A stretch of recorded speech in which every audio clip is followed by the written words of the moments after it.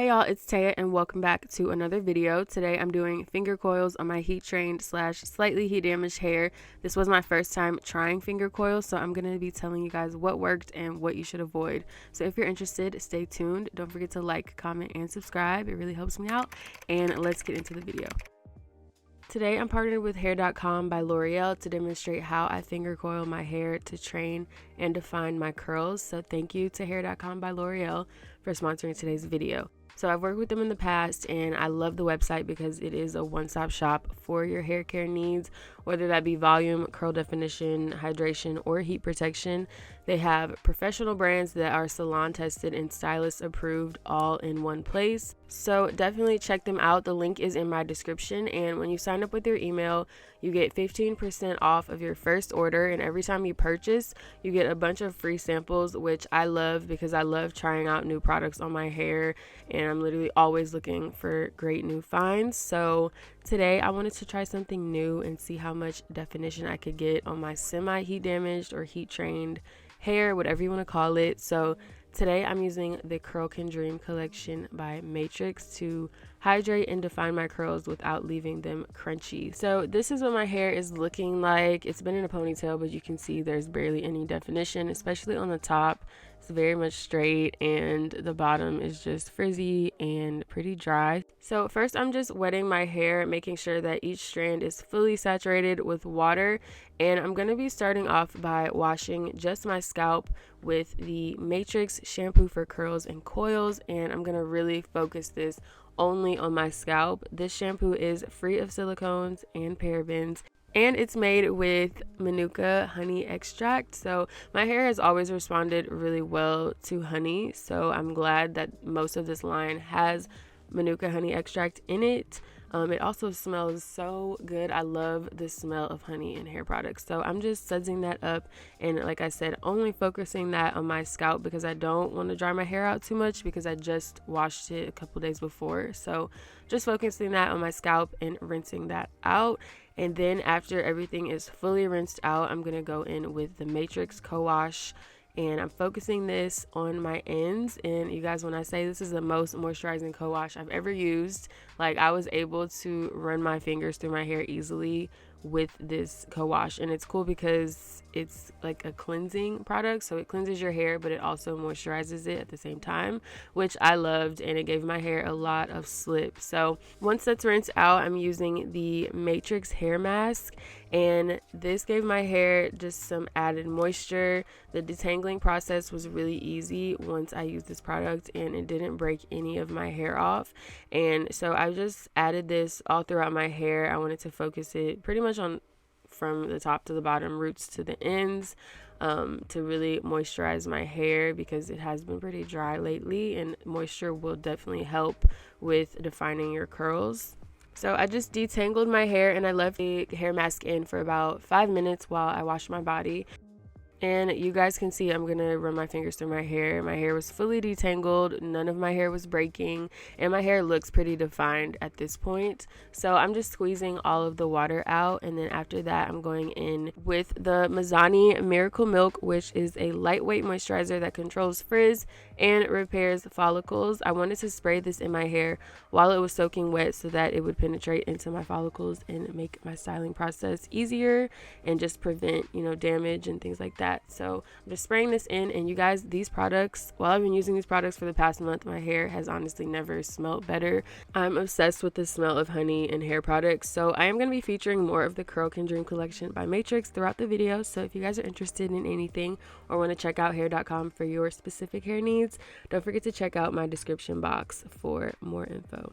So moving forward, I'm going to be showing you guys the process before, during, and after finger coiling. So first, I section my hair into 4 pieces, and throughout each section, I'm working in smaller sections like this one. So while you're styling your hair, it will dry out, so you want to make sure you spray each piece with water. Then I'm using the Curl Can Dream moisturizing leave-in cream to make sure my hair is moisturized, and I love this product. It's a pretty thick consistency and it moisturizes really well without weighing my hair down, and it leaves it really soft, shiny, and healthy looking. So I'm applying a pretty generous amount and I'm raking that through my hair. And after that, I'm going to be using a second product. I'm going in with the Curl Can Dream Light Hold Gel, and I'm applying this very generously as well. And this is going to really define the curls without flaking or any crunch.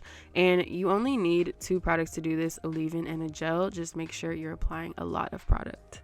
Now I'm demonstrating what I did when I got to the pieces that dried out a lot. So I sprayed more water and brushed through my hair so that the curls separated, and then I applied the leave-in and the gel, and then I'm going to brush through my hair one more time. And when I brush through it, you're going to start to see separation between the curls, and that's where you're going to pull out a specific curl and start twisting. So again, you're going to respray this section with water. Make sure your hair is pretty soaking wet, and then you're going to brush through it, apply a lot of leave-in and gel, then brush through it again. And then after that, you're going to grab a piece based on the natural separation of your hair, just like I'm doing right here. Wherever you see a space, that's where you're going to grab, and that's going to be the piece that I curl. So now I'm going to demonstrate how I curled each piece. There might be other ways to do this, but this is what worked for me.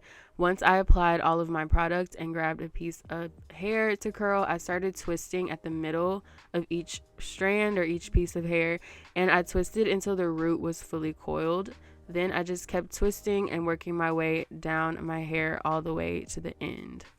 And it's really important to make sure your roots are twisting, because if not, your roots will be really frizzy and not defined. So the top of your hair will be puffy and then the bottom will be defined. So just make sure your roots are getting a good coil. So it's really simple. Like I just said, I start from the middle of the piece of hair and I start twisting until my root is completely coiled up, and then I work my way down to my ends while continuously twisting. And this is what I found to work best for me. At first, I was overcomplicating it and trying to get a perfect curl while I was twisting.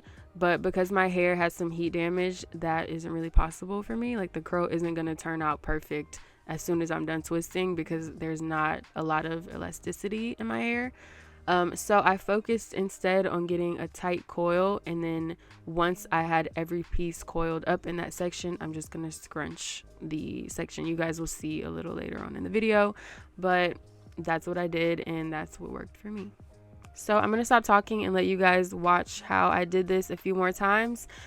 Feel free to skip this part, but if you need a little more visual demonstration, then here you go.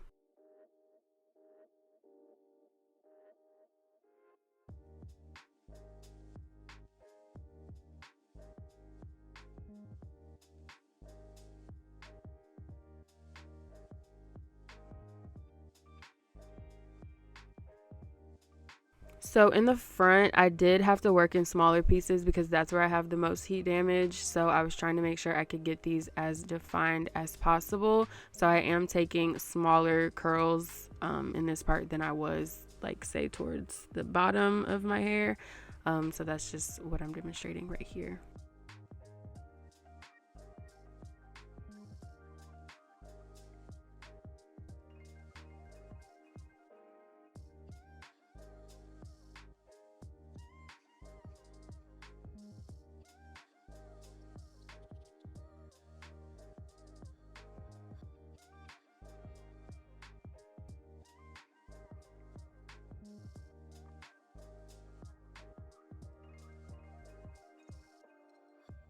And this is what I was talking about earlier. After you finish twisting each of your 4 sections, you can apply more gel to your hands and start scrunching up your hair. And this is going to give your hair a tighter and bouncier curl and really help to define and set the curls in place.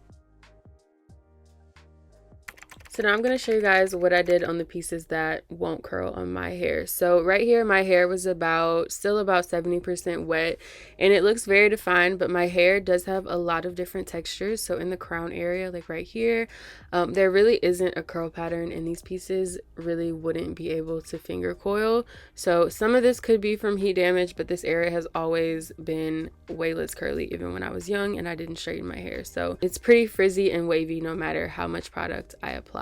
So I did the same steps I did throughout the rest of my hair. I detangled it, sprayed water, and applied product. And instead of finger coiling, I am going to be using perm rods.